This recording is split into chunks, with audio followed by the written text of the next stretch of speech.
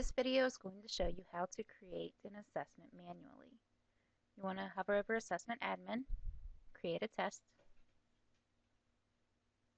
and you're going to create the test manually.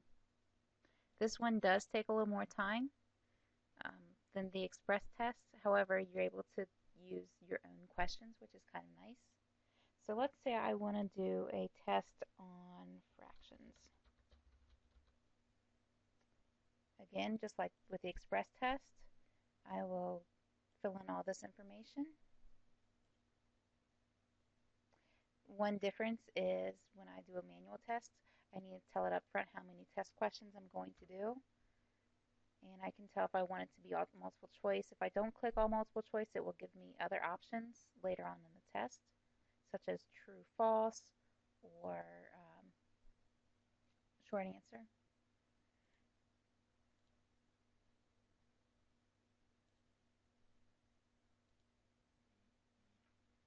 And then I click generate the test.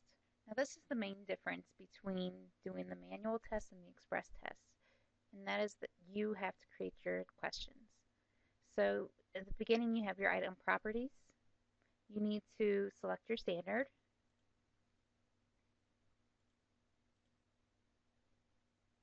We can do a standard lookup, and it will allow you to pick which standard.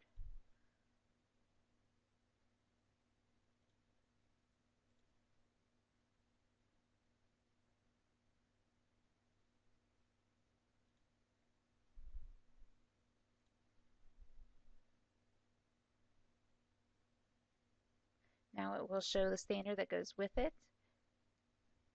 You can give your item a name if you'd like. This is an optional one. You can select how your answers are going to be laid out, whether it's one column going straight down, two columns with these options, however you would like it to show. To add your question, you're going to click here, and it's going to pull up a text box. You simply type in your question. Within this text box, I have different options. I can change the font. I can change the font size.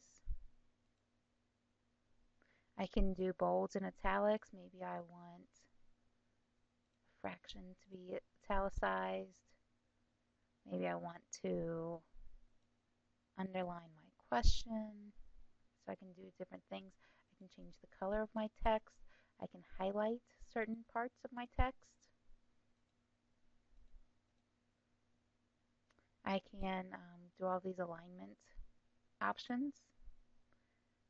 I can paste from a Microsoft Word document, which is really convenient. If you have a test that you've already created and it's saved as a Word document, you can go into the document, cut and paste it into CIITS. There's a spell checker. You have different math equations that you can insert. So all of these different signs that may be a little bit difficult to find anywhere else, you're able to do this. This is probably more for the upper grades than what elementary teachers will need. You can insert a picture. So if you wanted them to have the visualization of the 3 ice cream cones, you could find a picture, say, on the internet of ice cream cones that will help them out.